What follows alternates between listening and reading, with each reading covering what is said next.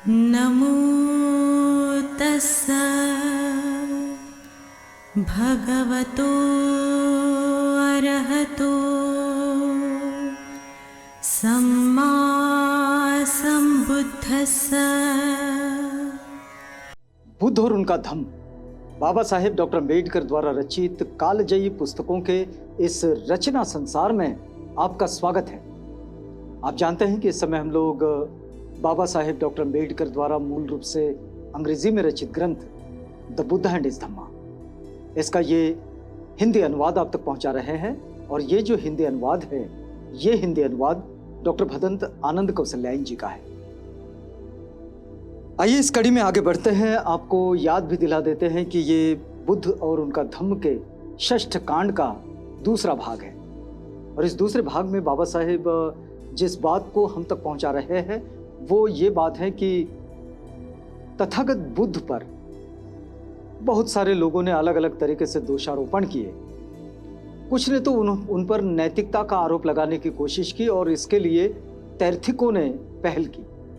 और तैर्थिकों ने एक महिला को इस बात के लिए तैयार किया। हमने पिछली कड़ी में देखा कि वे चिंचा नामक एक महिला के पास गए और उससे वो बातचीत कर रहे हैं कि बुद्ध की जो प्रतिभा है और उनका जो प्रभाव है उसका सब तरफ चर्चा हो रहा है और लोग उनके प्रभाव में जा रहे हैं, तो ये बड़ी चिंता का विषय है।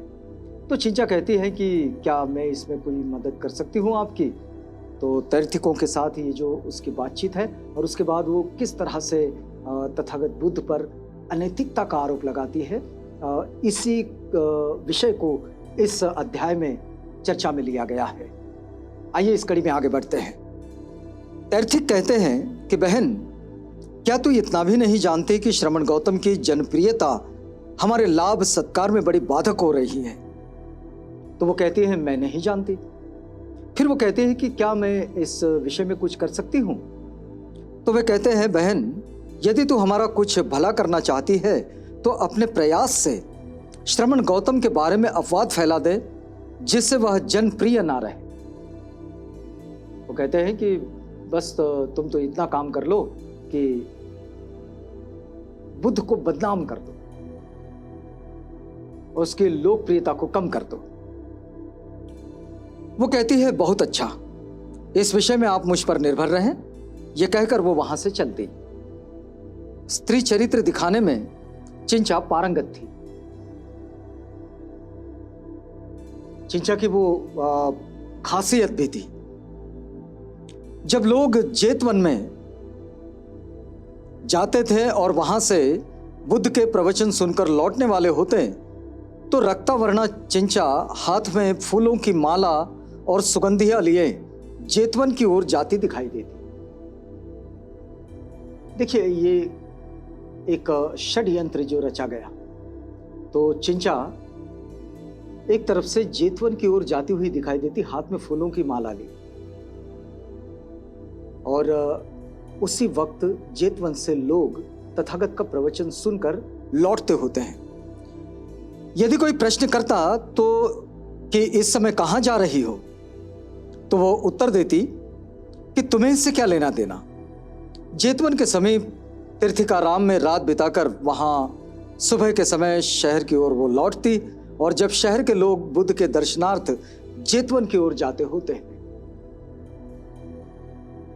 शाम के समय चिंचा जेतवन की ओर जाती दिखाई देती, और सुबह जब फिर लोग जेतवन की ओर जाने के लिए निकलते हैं तो चिंचा उधर से वापस आती रहती। वो रात बिताती थी तैर्थिकों के आश्रम में। अब देखिए कि यदि कोई उससे पूछता कि रात कहां बिताई, तो वो उत्तर देती कि तुम्हें इससे क्या लेना देना। मैंने जेतवन में श्रमण गौतम के साथ उनकी गंधकुटी में रात बिताई। किसी किसी के मन में कुछ शंका पैदा हो जाती थी। स्वाभाविक सी बात है, लोग तो लोग होते हैं, जितनी समझ होती है उतना ही सोचते हैं। 4 महीने बीतने पर उसने अपने पेट के इर्द गिर्द कुछ पुराने चिथड़े लपेट लिए और उसे ऊंचा कर लिया और यह कहना आरंभ कर दिया कि श्रमण गौतम से उसे गर्भ ठहर गया है। कोई कोई शायद इस पर विश्वास कर भी लेते थे। अब इस तरह से ये जो क्रियाकलाप उन्होंने किया, इन गतिविधियों के बाद उसने अपने पेट पर कुछ कपड़ों के चिथड़े बांध लिए और लोगों में प्रचार करने लगी कि श्रमण गौतम से उसे गर्भ ठहर गया है। अब 9वें महीने में उसने अपने पेट पर एक लकड़ी का टुकड़ा ही बांध लिया और विषैले कीड़ों से देह को कटाकर हाथ पैर फुला लिए। और जिस समय तथा जिस स्थान पर तथागत बुद्ध भिक्षुओं और गृहस्थों के प्रवचन दे रहे थे, वहीं पहुंचकर कहने लगी, हे महान उपदेशक। देखिएगा, ऐसा पूरा वो 9 महीने तक करती रही और 9 महीने बीतने के बाद उसने अपने पेट पर एक लकड़ी का टुकड़ा बांध लिया और फिर वो वहां पहुंची जहां तथागत प्रवचन कर रहे थे। और प्रवचन वो भिक्षुओं के लिए, उपासक उपासिकाओं के लिए था और सब लोग वहां पर इकट्ठा थे। वो कहने लगी कि हे महान उपदेशक, तुम लोगों को बहुत उपदेश देते हो, तुम्हारी वाणी बड़ी मधुर है और तुम्हारे होठ बड़े कोमल है। तुम्हारे संसर्ग से मुझे गर्भ ठहर गया है और मेरा समय नजदीक आ गया है। अब ये सीधे सीधे तथागत पर आरोप करने पहुंची और वो आरोप लगाया तथागत पर और सामने सारे उपासक उपासिकाएं बैठे।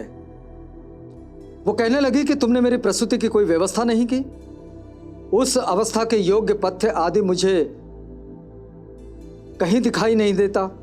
यदि तुम स्वयं इसकी व्यवस्था नहीं कर सकते तो अपने शिष्यों में से किसी को, चाहे कौशल नरेश को, चाहे अनाथ पिंडिक को अथवा चाहे विशाखा को कहकर इसकी व्यवस्था क्यों नहीं कराते। चिंचा पूरी तैयारी में गई है और कहती है कि अगर तुम ये व्यवस्था नहीं कर सकते प्रसूति की तो तुम्हारे मित्र कौशल नरेश को कहो, या फिर चाहे अनाथ पिंडिक को कहो, या फिर विशाखा को कहो। लगता है तुम किसी कुमारी को अंगीकार करना ही नहीं जानते। अब माफ कीजिएगा, लगता है तुम किसी कुमारी को अंगीकार करना ही जानते हो, लेकिन उसके परिणाम स्वरूप जो संतान जन्म ग्रहण कर ले उसकी पालन विधि से अपरिचित हो। अब उपस्थित जनता ये सब सुन रही है और वो ये कहे जा रही है। तथागत बुद्ध ने अपना प्रवचन बीच में ही रोककर बड़ी गंभीरता से उत्तर दिया।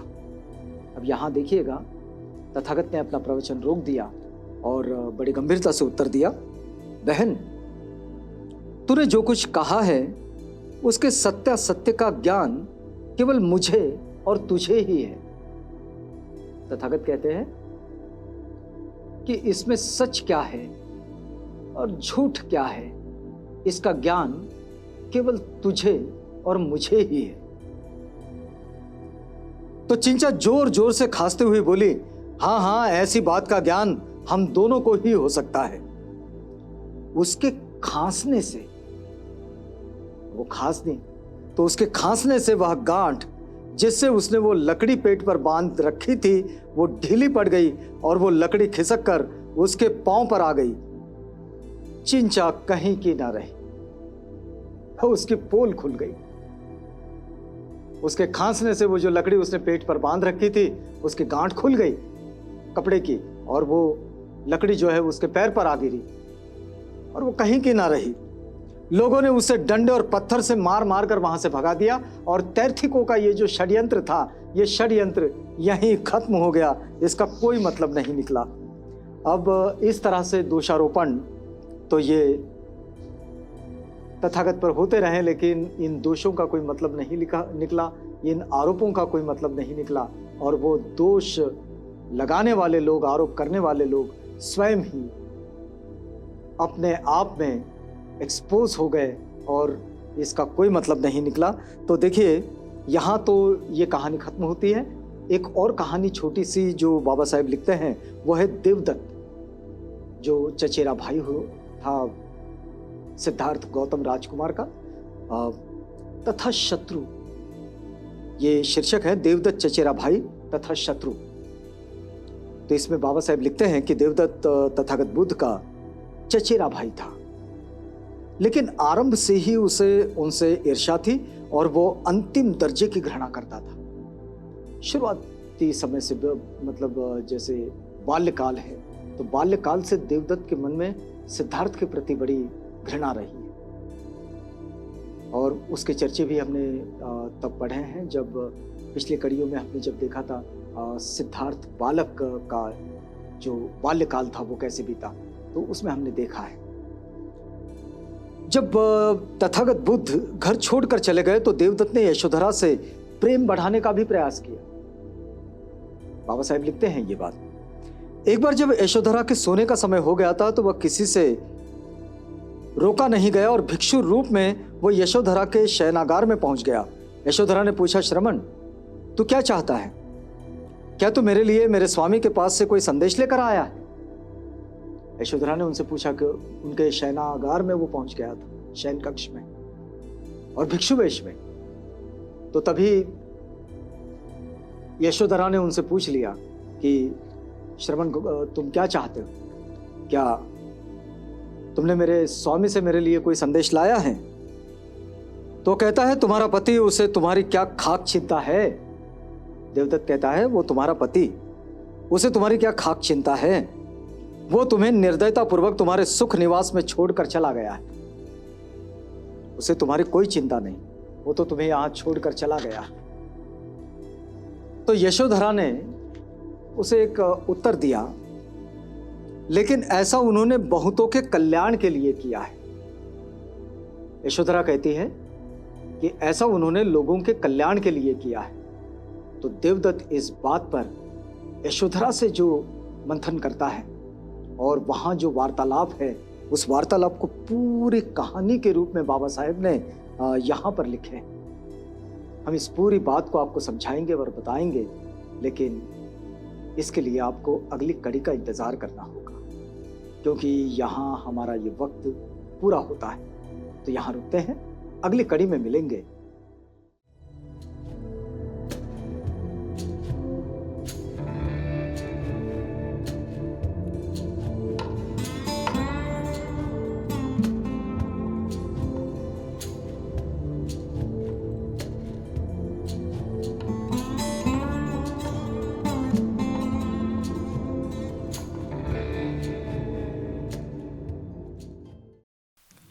बुद्ध और उनका धम्म।